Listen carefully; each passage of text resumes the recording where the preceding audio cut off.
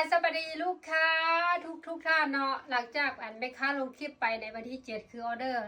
ล้นเหลือเต็มห้องเลยลูกค้าไอ้บ้างไหมอันนี้นะเต็มห้องข้างหลังนี่เป็นเมื่อแต่ออเดอร์ของแม่ค้าเนาะแม่ค้าจัดฝากเด้อสำหรับเสื้อที่นิยมเลยที่ว่าแม่ค้าลงนะมันงามแบบนี้เลยตัวนี้นะเนาะตัวนี้จะเป็นสีโอวัลตินลูกค้าสีโอวัลตินเนาะแบบนี้เลยเนาะรหัสบอเบ้เล็ก1ตัวนี้นะงามสั่งจองแบบเต็มเลยแม่ค้าเอามาจุกนี้เนาะอันนี้บอเบ้1เด้อสีน้ำตาลโบยสีน้ำตาลตัวนี้สีโอวัลตินรหัสบอเบ้1เนาะแล้วก็สีดำลูกค้าสีดำที่เป็นบอเบ้2เลยลูกค้าเด้อสำหรับคอนี่ถ้าว่าเราบ่มักนะเขายังเปลี่ยนแบบนุ่ง2อย่างนะเขาสามารถเอาคอออกได้แล้วก็ใส่ได้เนาะข้างในจะมีขนแบบนี้ลูกค้าเนาะนุ่งใส่ส่งก็ได้ใส่ซิ่งก็ได้ใส่เสื้ออย่างก็ได้เนาะทุกได้ทุกเทศกาลเนี่ยตัวนี้นะบนหนาและบบางเกินไปพอดีนุ่งเนาะอันนี้เป็นบอเบ้2มันสีดำเนาะลูกค้าเนาะอันนี้สีน้ำตาลจะเป็นบอเบ้3สีน้ำตาลบอเบ้3ลูกค้านี่เนาะสีน้ำตาลบอเบ้3แล้วก็สีบัวตัวนี้สีบัวหวานเนาะสีบัวดอกคายนี่นะบอเบ้4ลูกค้าฟังรหัสดีๆราคา 250,000ลูกค้า 250,000แต่ได้เสื้องามๆแบบนี้เกินคุ้มเลยเนาะนุ่งได้ฮอตปีหน้าเนาะและยังมีตัวนี้ยังว่างอยู่ประมาณ15ผืนเนาะตัวนี้เนาะตัวนี้นะเนาะ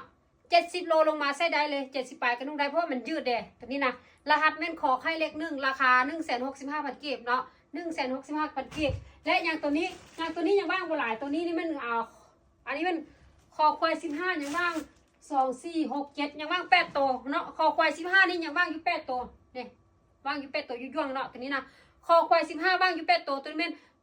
160,000 กีบ160,000 กีบเราลูกค้าเนาะและนอกจากนั้นยังมีเสื้อผู้ชายเลยลูกค้าเด้อเสื้อผู้ชายนี่จะมีโอ้ยไม่ค่ากันเนาะไม่ค่าเลย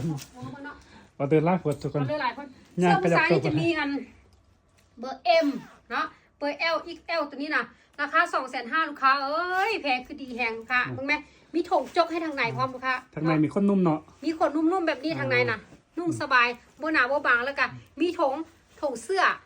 อจกกับแบบนี้มีซิปให้พร้อมบ่ต้องย้านว่าเงินเฮียเนาะใส่ได้หลายล้านเงินนี้เนาะใส่ได้เป็น10 ล้านวะนะเงินใช้โทรศัพท์ก็ได้นะลูกค้าเนาะปลายแขนมันจะเป็นปลายหูแบบนี้ลูกค้าเขาซื้อให้ครอบครัวลูกค้าเนาะซื้อให้สามีก็ได้ลูกชายก็ได้เนาะมีตั้งแต่เบอร์อย่าง M L XL เนาะลูกค้าเนาะน้ำหนักเนาะเท่าใดก็มีเนาะให้นุ่งได้เลยนี่เนาะมีครบทุกไซส์เลยและยังมีตัวนี้ตัวนี้ก็ได้จัดส่งคือกันตัวนี้จะเป็นเสื้อ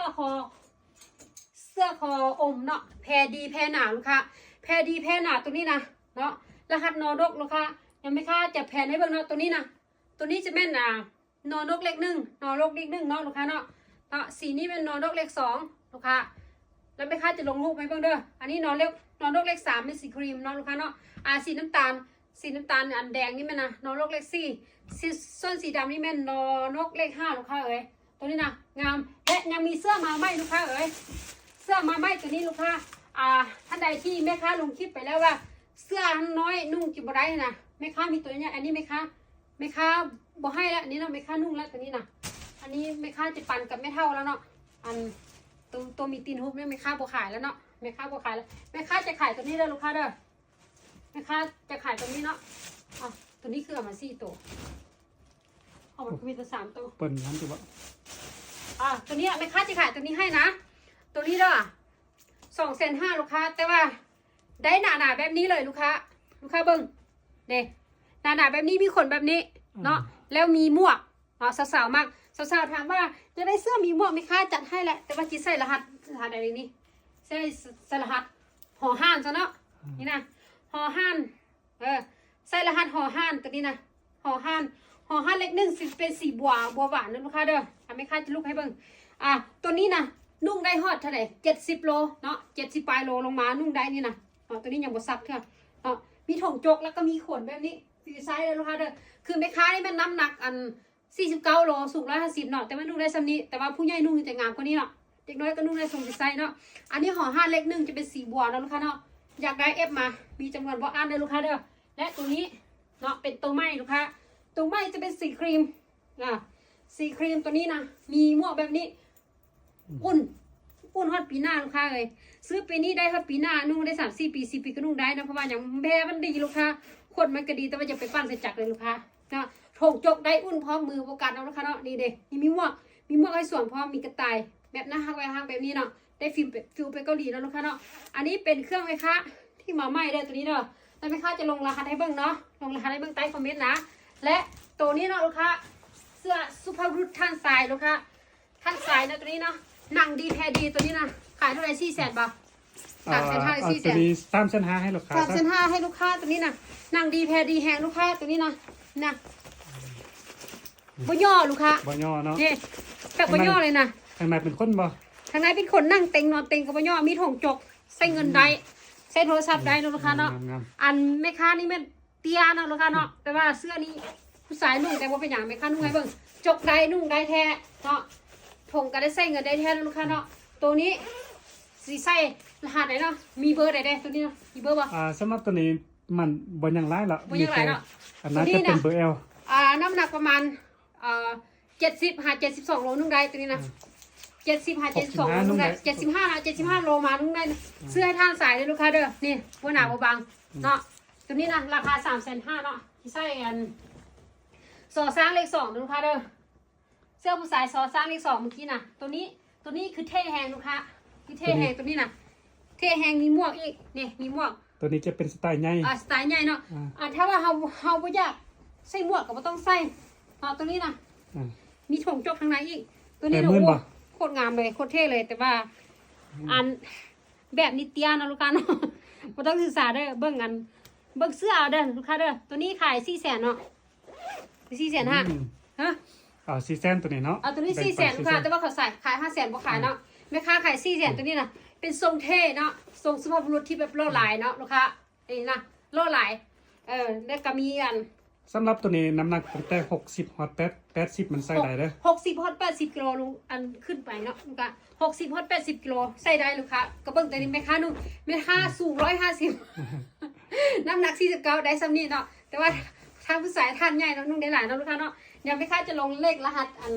ของเครื่องให้เด้อลูกค้าเด้อตัวนี้น่ะเกินคุ้มแฮงลูกค้าตัวนี้เป็นเบอร์อย่างนี้เบอร์2 XL ลูกค้าเบอร์2 XL จะเป็นเสื้อหนาเสื้อในซื้อปีนี้นุ่งได้ทัน5 ปีลูกค้าเนาะเพื่อกันประหยัดกระกาย5 ปีเนาะลูกค้าเนาะ ยังมีซ่อมพื้น ฮะ ครับยังมีซ่อม มี พื้น สองพื้นคนละลายบ่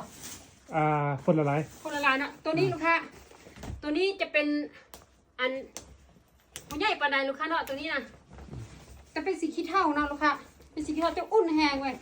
ตั้งแต่น้ำหนักอันประมาณ65ลงมามันใส่ได้ อันนี้นะ 65 70เป็นทรงน้อยเด้อ65ลงมาใส่ได้เด้อลูกค้าเด้อ65 67มา 65หรือ67ลงมาใส่ได้ตัวนี้นะตัวนี้นะซอสร้างเลข3ลูกค้า นี่แพร่คักทุกคน แพรครับแพรนี่บ่ย่อ บ่ย่อนอนเต็งนั่งเต็ง ตีลัง แล้ว กาตีลังกานอนกับบ่ย่อนะลูกค้าเนาะเนี่ยๆย่อ อ่า บ่ย่อเด้อลูกค้าเด้อตัวนี้นะตัวนี้แม่นซอสร้างเลข3ลูกค้า ตัวนี้ให้ราคาอยู่350,000กิฟต์เด้อ 350,000เนาะตัวนี้นะ350,000ได้เอฟไปให้สามีเลือกเตาก็ได้นะลูกค้าลูกค้าเนาะ มีค่ากระเป๋าทีนี้มีค่าจะแพ็คเครื่องก่อนลูกค้าคุณแม่เครื่องไหมคะน่ะลายแหงลูกค้าเป็นต้องย่างเอาบ่พอนะเอฟมาแล้วเด้อตัวนี้เด้ออย่างที่สั่งก็หลายนะลูกค้าเนาะอันนี้ไม่เอามาแพ็คมื้อนี้ออเดอร์มื้อนี้เด้อลูกค้าเด้อ นี่ออเดอร์มื้อนี้ ถ้าทำเก็บไปทางลูกค้าถ้าทำมีเก็บไปทางเนาะเก็บไปทางหุ้นมันมีไซอนุสิทธิ์แม่ค้าเก็บให้หมดเลยเนาะแม่ค้าเก็บให้แม่ค้าเปิดทางใหม่เนาะลูกค้าใจสปอร์ตลูกค้าพร้อมพับเครื่องแม่ค้ากับพร้อมเก็บไปทางให้แม่ค้ากับพยานลูกค้าทุกคนนะคะมีความเป็นชอบเนาะซื้อเครื่องให้แม่ค้าไปแล้วกันมารีวิวให้ว่าเครื่องงามตรงปกแล้วมาสร้างอีก2 3 4 5ผืนเนาะเป็นสิ่งที่แม่ค้าดีใจหลายที่ว่าลูกค้าได้รับสินค้าที่ดีตรงปกเพราะว่าสินค้าทุกอย่างแม่ค้าถ่ายรูปเองเนาะถ้าว่าบ่ตรงปกกะสามารถกดสอบสินค้าก็จ่ายเงินได้นะลูกค้าเด้อตัวนี้นะซื้อให้พ่อนุ่งก็ได้สามีนุ่งก็ได้นะลูกค้านะซอสร้างเด้อมี M L XL ลูกค้าเนาะขอบใจลูกค้าทุกคนที่อุดหนุนแม่ค้าเด้อนะคะกับฟ้าวยานแพ็คเครื่องวัฒนคนส่งกับจิปินเนาะลูกค้าเนาะพบกันใหม่เด้อลูกค้าในคลิปหน้าเด้อขอบใจหลายๆเด้อ